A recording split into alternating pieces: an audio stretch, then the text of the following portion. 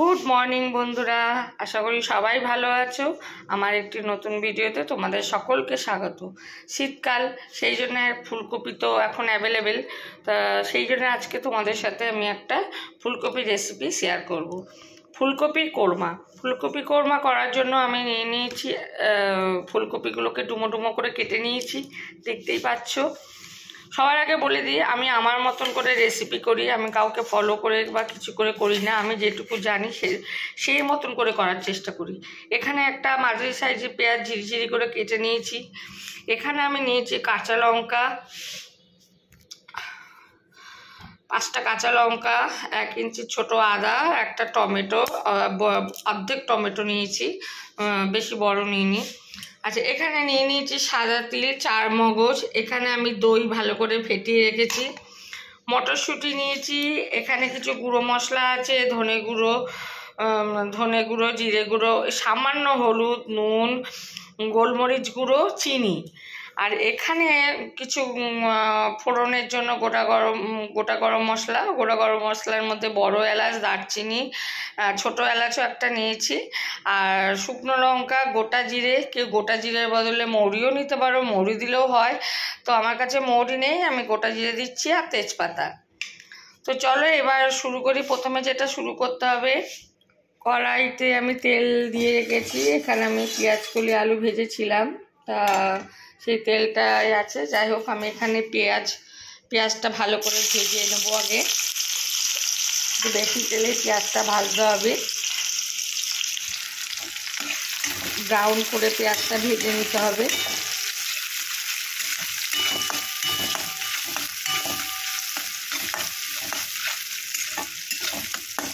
সামান্য একটু নুন দিতে হবে, সামান্য একটু নুন দেবো।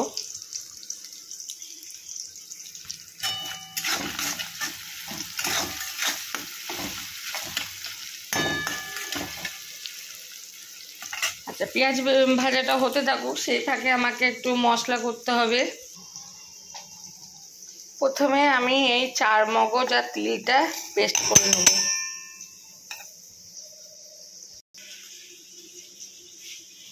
সামান্য জল দেবো।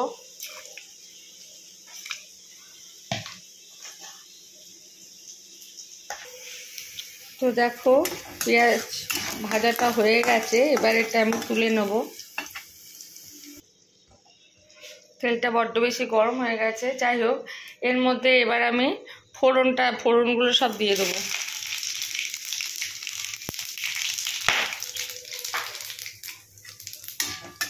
তালাসটা ফাটিয়ে দিইনি নাকি? যাই হোক, এবার ফুলকপিগুলো দিয়ে দেবো।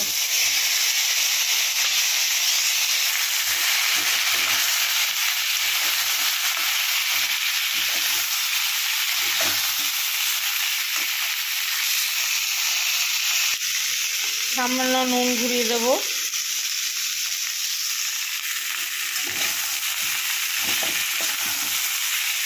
ফুলকপিটা ভালো করে ভাজতে হবে। চাপা দিয়েছি। আর দেখো, এই মশলাটা হয়ে গেছে, আর একটু ঘোরাতে হবে মনে হচ্ছে।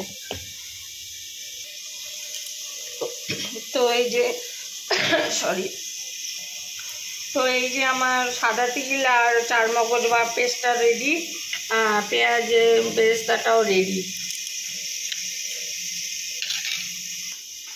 এইবার আমি এই কাঁচা লঙ্কা, টমেটো আর আদা পেস্ট করে নেব।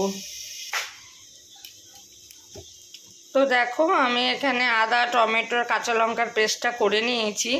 এর মধ্যে আমি গুঁড়ো মশলাগুলো দিয়ে আরেকবার ঘুরিয়ে নেব। গুঁড়ো মশলা বলতে এখানে তো জানোই, বললাম একবার, তাও আর একবার বলে দিচ্ছি। জিরে গুঁড়ো, ধনে গুঁড়ো, গোলমরিচ গুঁড়ো, নুন, হলুদ। চিনিটা আছে, চিনিটাও আমি এর মধ্যে দিয়ে দেবো। তাহলে মানে ভালো পেস্ট হয়ে গেলে অসুবিধা হবে না চিনিটা মিশতে। এই দেখো, মশলা পুরো গুলে নিয়েছি। মিক্সিটা অফ করে দিই। এবার ফুলকপিটা একটু নেড়ে দিই, কীরকম হলো। এখানে হলুদের ব্যবহারটা খুব কম হবে।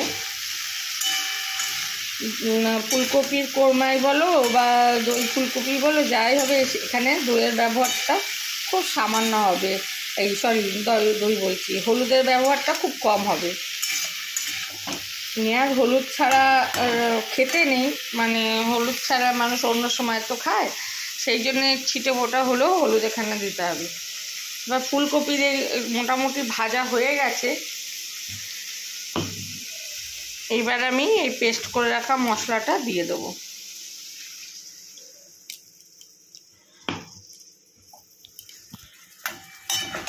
এবার এটা ভালো করে এর সঙ্গে কষাবো। এবার মটরশুঁটিটাও দিয়ে দেবো।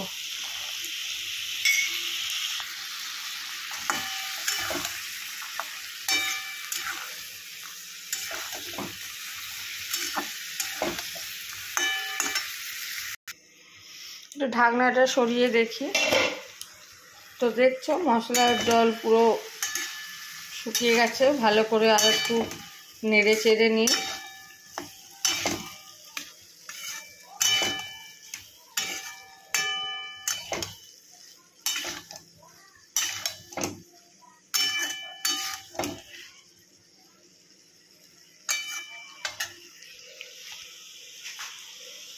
এইবার আমি যে কি বলে, ওই যে চারমগজ আর সাদা তিল যে পেস্টটা ছিল সেটা দিয়ে দেবো। দিয়ে একটু জল দিয়ে দিতে হবে।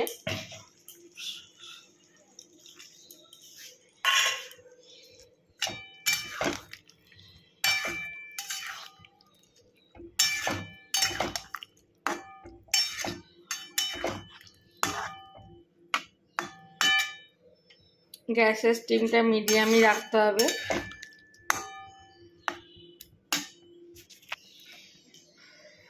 বেশি এটা ঝোল লাগলে হবে না। ফুলকপিটা একটু নরম হতে দিতে হবে।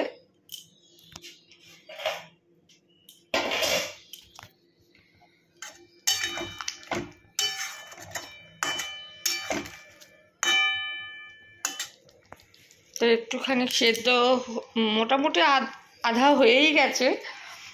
আর একটুখানি নরম হয়ে যায়, ততক্ষণ আমি চাপা দিয়ে রাখি।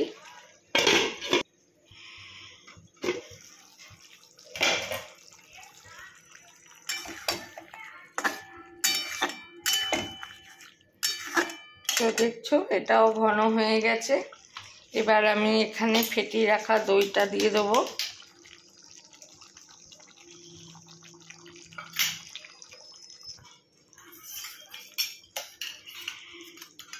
বাটিটা ধুয়ে জলটা দিয়ে দিলাম।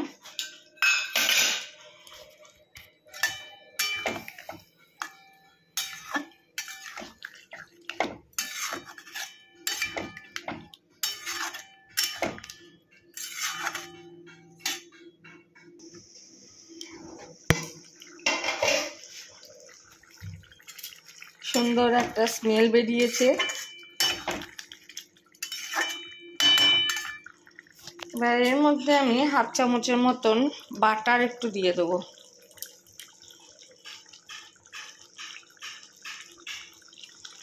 ঘিও দিতে পারেন অনেকে।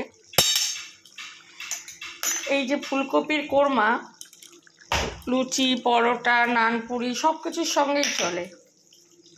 এবার আমি পেঁয়াজ বেরেস্তাটা দিয়ে দেবো।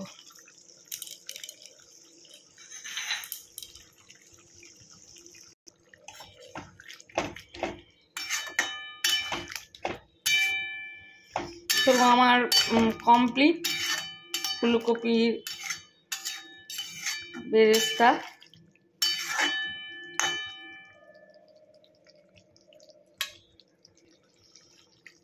কেমন এসছে ফাইনাল লুকটা তোমরা বলো। তো চলো আমার ভালো করে তোমাদের আর একবার দেখিয়ে দিই ফুলকপির কোরমা। আমি মনে হয় আগের বারে বেরেস্তা বলে ফেলেছি। যাই হোক, চলো তোমাদের ঢেলে দেখাই।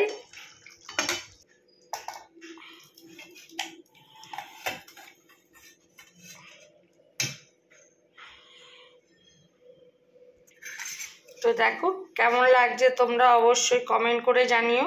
যদি ভালো লেগে থাকে তাহলে লাইক করতে, শেয়ার করতে ভুলো না। যদি আমার ফেসবুক পেজ ইচ্ছে ডায়েরি থেকে দেখে থাকো তাহলে প্লিজ পেজটিকে ফলো করে দিও। আর যদি আমার ইউটিউব চ্যানেল পঞ্চব্যঞ্জন থেকে দেখে থাকো তাহলে প্লিজ আমার চ্যানেলটিকে সাবস্ক্রাইব করে দিয়ে পাশে বেল আইকনটা প্রেস করে দিও, যাতে নেক্সট ভিডিওর নোটিফিকেশানগুলো তোমাদের কাছে সবার আগে পৌঁছাতে পারে।